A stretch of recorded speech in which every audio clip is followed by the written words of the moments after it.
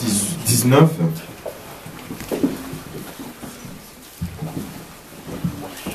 On va le lire à partir du verset 8 jusqu'au verset 13.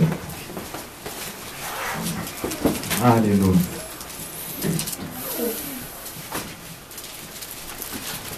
Le diable n'aime pas cela quand je marche avec le roi. Amen. Il est fâché quand tu marches avec le roi. Amen. Alléluia. Et tu n'as pas à te soucier de ce que le diable est en train de faire. Amen. Parce qu'il est fâché. Amen. Mais il fait des choses pour t'amener dans une position ou dans un état de pensée. 2 Rois chapitre 19 à partir du verset 8. Rabshakeh s'étant retiré, trouva le roi d'Assyrie qui attaquait Liban, car il avait appris son départ de Lachish. Alors le roi d'Assyrie reçut une nouvelle au sujet de Tirhaka, roi d'Éthiopie. On lui dit, voici, il s'est mis en marche pour te faire la guerre. Le roi d'Assyrie envoya de nouveau des messagers à Ézéchias en disant, vous parlerez ainsi à Ézéchias, roi de Juda, que ton Dieu, auquel tu te confies, ne t'abuse point en disant, Jérusalem ne sera pas livrée entre les mains du roi d'Assyrie.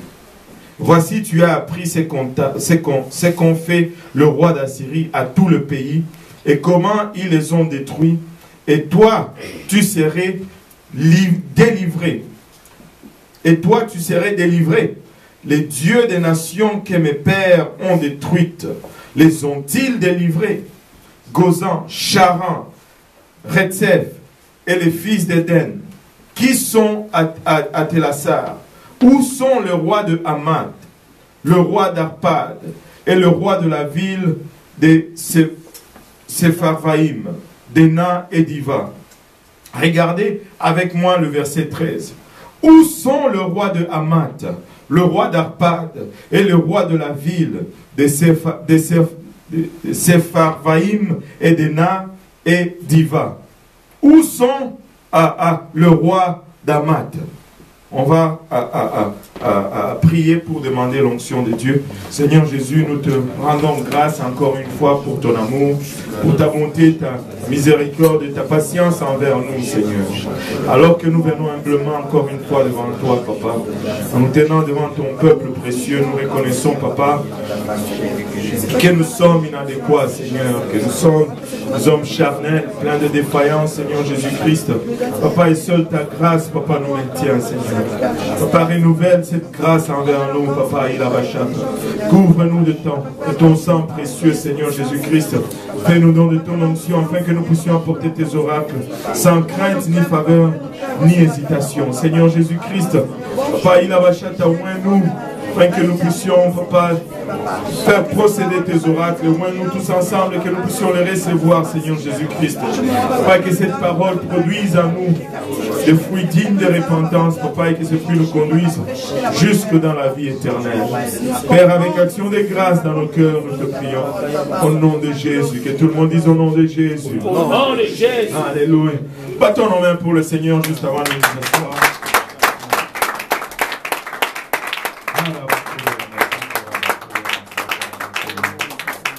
Alléluia, Seigneur Jésus-Christ. Alléluia. Vous pouvez vous asseoir pour un moment. Alléluia. Le Seigneur a commencé à me donner ce message depuis le 18 décembre 2012. Mais je pense qu'aujourd'hui, hier soir, je me battais, je disais, Seigneur, qu'est-ce qu'on va servir à ton peuple demain? Et le Seigneur m'a dit, où est le roi d'Hamath? Alors, je me suis retourné dans mes notes, j'ai lu un peu, mais c'était un peu difficile. Mais depuis les débuts de ce service, le Seigneur est en train de parler et d'aller dans la même direction. Où sont les rois d'Hamath, le roi d'Arpad et le roi de la ville de Sepharvaïm, d'Ema et d'Iva, ainsi de suite. L'histoire commence un peu plus tôt dans le livre de 2 Rois au chapitre 18, alors que le roi d'Assyrie envoie des messagers au roi de Juda, et sur le trône de Juda était Ézéchias, un homme qui craignait Dieu. Mais le roi d'Assyrie, Sanchorib, envoie un de ses serviteurs au nom de Rabshakeh. Quel drôle de nom, Rabshakeh. Wow. Rabshakeh.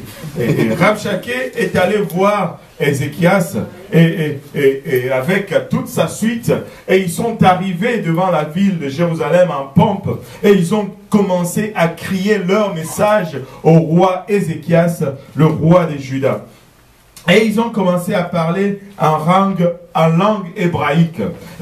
Ils ont commencé à crier tout haut devant tout le peuple, devant tous ceux qui se tenaient au mur, en train d'adresser un message au roi. Vous savez, si vous connaissez juste un peu au sujet de la diplomatie, ce n'est pas comme ça que ça se fait.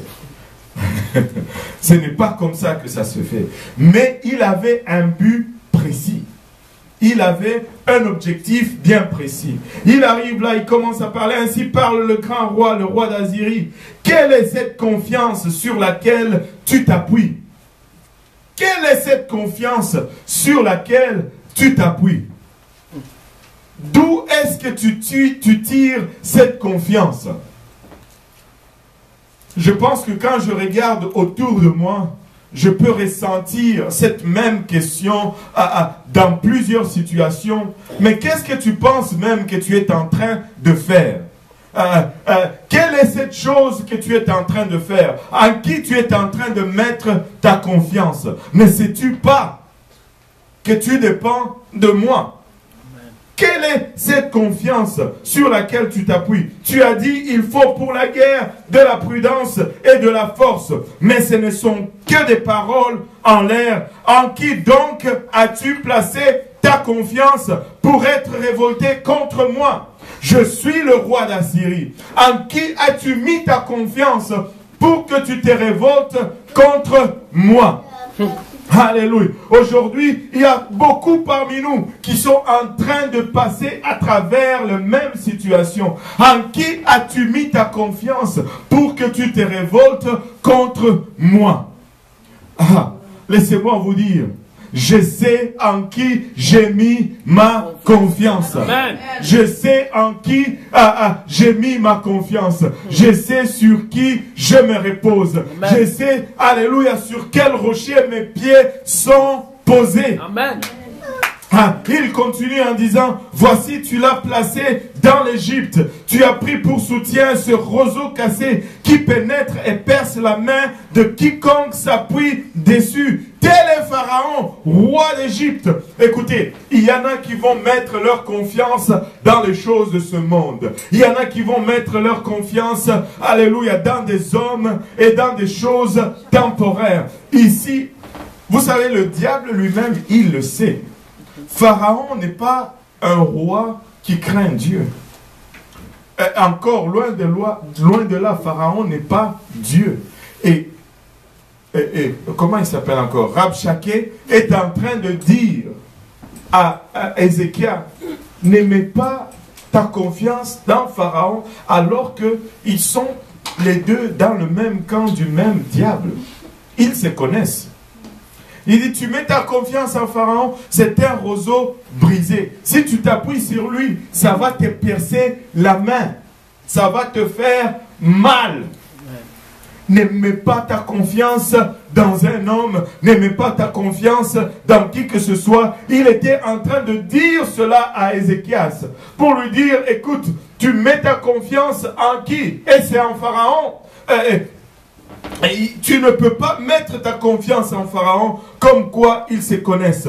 Voici, tu l'as placé dans l'Égypte. Tu as pris pour soutien ces roseaux cassés qui pénètrent et percent la main de quiconque s'appuie dessus. Tel est Pharaon, roi d'Égypte, pour tous ceux qui se confient en lui. Peut-être, me direz-vous, c'est en l'Éternel, notre Dieu, que nous nous confions.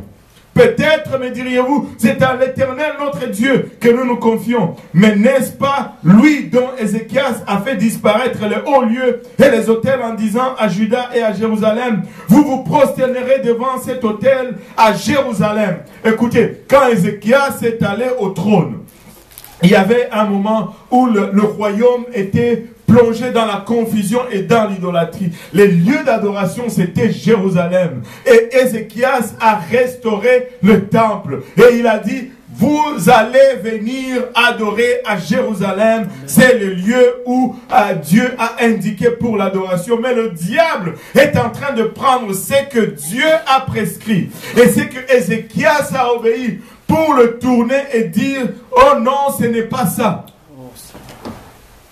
Alors que tu commences à chercher ces dieux qu'on t'a annoncé, qu'on t'a déclaré, qu'on t'a dit, ah ben c'est lui qu'il faut suivre. Mais maintenant que tu commences à le suivre comme il le prescrit, on vient te dire, oh non, au fait ce n'est pas vraiment ça. Ce n'est pas vraiment ça. Vous vous prosternerez devant cet autel à Jérusalem. Maintenant, faites une convention avec mon maître. Oubliez l'autel de Dieu. Oubliez Jérusalem. Venez, faites une entente avec moi, le roi d'Assyrie. Je te donnerai 2000 chevaux si tu peux fournir des cavaliers pour le monter. Comment repousserais-tu un seul chef d'entre le moindre serviteur de mon maître? Tu sais, même le plus faible de serviteur de mon maître est plus fort que toi. Et des fois, quand tu regardes notre situation, tu dis, waouh, ça paraît comme ça. Le monde est riche, le monde est puissant, le monde est talentueux. Et tu regardes, tu dis, nous avons juste une petite place dans un sous-sol qui n'est même pas fini de rénover au fond. Il dit, viens à moi, je vais te donner 2000 chevaux. Vous savez, un cheval à l'époque, c'était comme un char de combat. Il dit, je vais te donner 2000 chars de combat, viens à moi et tu seras fort. Et le diable va toujours venir avec des offres qui semblent alléchantes, qui semblent faire du sens. Il dit, tu mets ta confiance dans l'Égypte pour les chars et pour les cavaliers. D'ailleurs, est-ce sans la volonté de l'Éternel que je suis monté contre ce lieu pour le détruire? L'Éternel m'a dit, monte contre ce pays et détruis-le. Au fond, si je suis là, c'est même Dieu qui m'envoie. Waouh! Au fond, si je suis là, je viens selon l'ordre de Dieu. Est-ce que toi-même, tu connais même Dieu? C'est moi qui t'ai montré qui est Dieu. D'ailleurs, je suis là selon la parole de Dieu. Là, le serviteur d'Ézéchias, voyant cela, voyant le peuple en train d'écouter, parce qu'il est en train de parler en français, enfin, je veux dire, de l'époque. Tout le monde pouvait le comprendre. Il ne parlait pas en langue.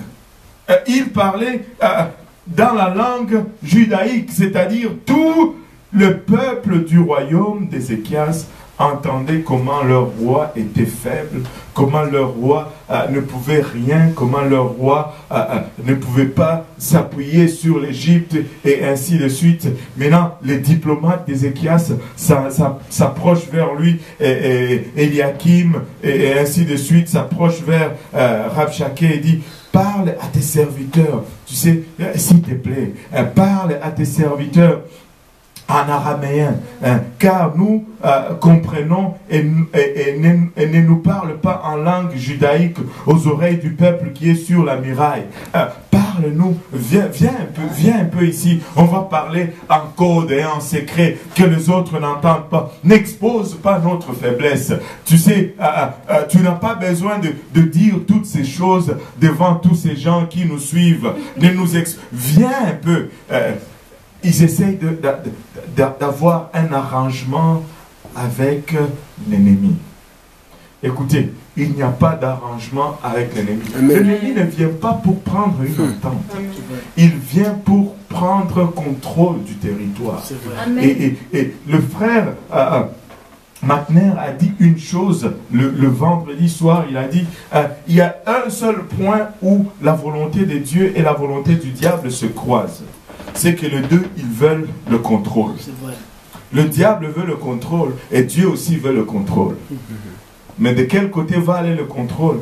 C'est le côté où tu vas décider. Vous savez, il y a 3 votes à être jetés. Ce ne sont pas des élections compliquées dans les mondes spirituels.